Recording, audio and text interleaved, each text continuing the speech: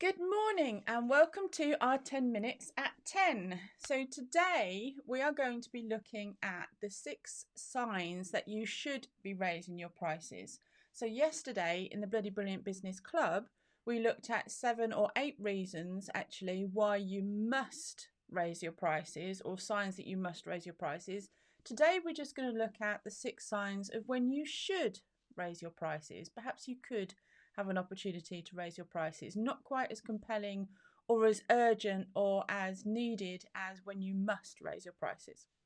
So, when should you raise your prices? Well, the first time that you need to think about raising your prices is when your customers are really super happy with your service and they're really receptive to a price rise. So you've just done something, you've done a really good job, or you've been doing a really good job for 6 or 7 months, maybe a year.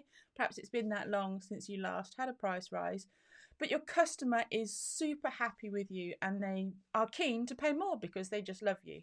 So if you're in that position and your clients are absolutely loving what you do, now is a really good time, when you have a bucket full of super happy clients, to think about raising your prices. Good problem to have, actually. It is. Second point is when your skills and your reputation grow. So basically, skills and reputation grow, your demand for your business increases. You all of a sudden become much more desirable. And as this demand for your services increases, you can actually start to charge slightly more, maybe even a premium, based on basically the fact that you've developed more as a business. And it's also supply and demand, isn't supply it? and The demand. more people want you. Thomas Cook did do it before things went horrifically wrong, but Yeah, they that's did probably not a exactly good the same. example. Terrible example, but a better example are things such as Aldi, Tesco, Waitrose, Harrods. They all sell very similar products, and as we all know, Massively different substantially prices, aren't different they? prices. Even a tin of baked beans, sort of Aldi baked beans versus Yep. Harrods baked beans, massively different in price. Probably not that different in quality. You'd arguably they would be a little bit different. I do like my Heinz baked beans, so but it's the same product fundamentally that you buy from different suppliers at an increase in price, and people will pay that price if they're that type of customer. And if you've got that skills and reputation backing you, Yeah, absolutely. you've basically got that proof to say, look, I'm worth more. Kind of went nearly L'Oreal there. but you're absolutely right, though. You think about Gary Vee, Tony Robbins, Marie Forleo. When they started, they all started giving out their products and services for free or for a few $100s. And then as they've grown more and their demand and their net spread has increased, they're known more, they can sell more, they can charge more. So now, if you wanted to come and have, one of them in your business, you'd be paying tens of thousands, if not hundreds of thousands a day or a week to have them in your business. So of course we can't afford that. Instead, you have to go and pay, several $1,000s for a seat at the O2 to go and see Tony Robbins and walk on fire or whatever it is that he does now. So when you're known for being the thought leader or the go-to expert in your field, basically bear this in mind. Don't be selling your Lamborghini at a Ford price. Yes. Simple analogy, but everyone knows exactly what it means. So just be conscious of that. So what about when you want to target a different market? If you're selling small business to small business, then your small business has a limited capacity to buy a more expensive product from you. But if you were selling your small business service into a corporate, for example, they may be paying substantially more, thousands instead of hundreds, for fundamentally the same product. You're just delivering on a bigger and more substantial scale. So it might be that you deliver a training package, or you deliver hypnotherapy or reflexology into the corporate environment. But whatever your product might be, you will most certainly be able to charge much more to a corporate customer than you would be to a small business customer. So have a think about how your products or services can translate into the corporate world.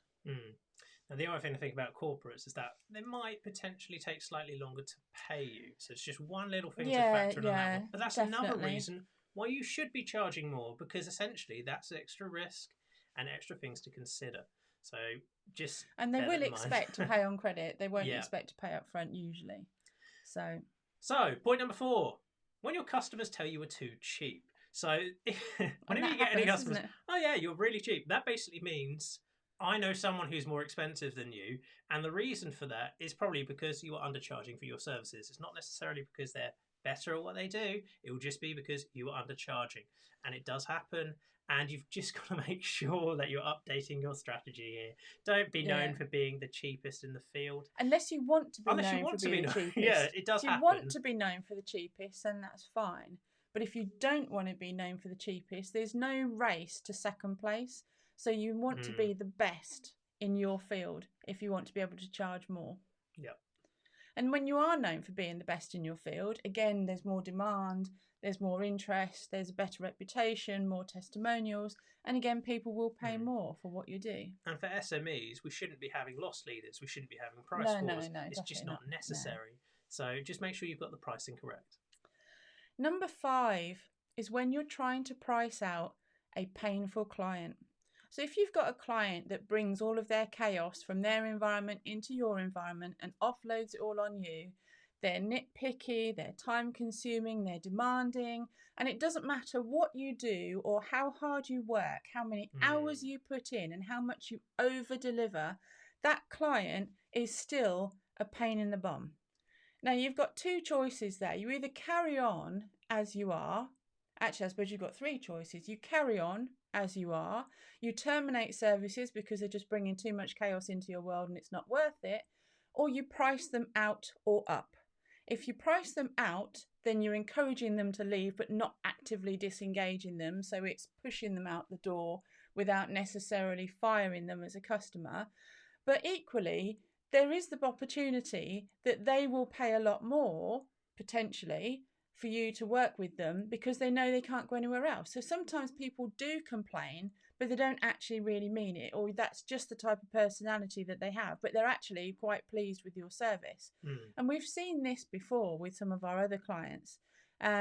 We've seen clients who have unhappy clients, and then when they've tried to price them out, they're much more willing to pay that higher price because they didn't really want to go somewhere else. They just happen to be that kind of, it's more of a fear, nitpicky, high maintenance type of client rather than an unpleasant high maintenance type of client. Yeah. So, but if you're going to raise your prices, if they do accept them, that needs to be at a price point where it's worth your while and worth your time to deal with that painful client. Yeah, you've got to be compensated for it. Yeah. Well, we classify it as hazard pay. So basically, as long as you're getting rewarded for dealing with them, they might not be the most enjoyable contract to work with, but at least if you're getting financially rewarded, you'll feel less begrudging. Yeah. So it's kind of a win-win situation. You either end up nudging them out the door, or you end up being rewarded for it. So it's worth taking the gamble on those. I think we've seen clients who have really good clients in terms of the value, and they don't want to push them out the door, even though they don't necessarily enjoy working with them,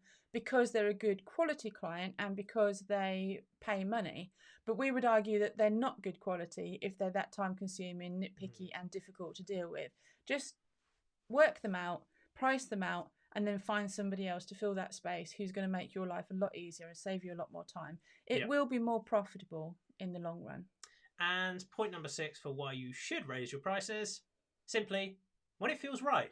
Yeah. You'll know when the timing is right. It'll be at that point in time where you think, you know what, I haven't done a price rise, I should do it now.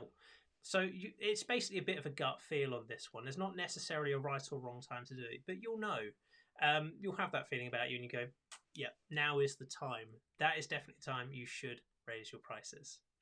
So that's it from us today. The 6 reasons why, or the 6 signs that you should be raising your prices. If you are thinking about raising your prices, we will be running a webinar on Friday on how to raise your prices without cheesing off your customers.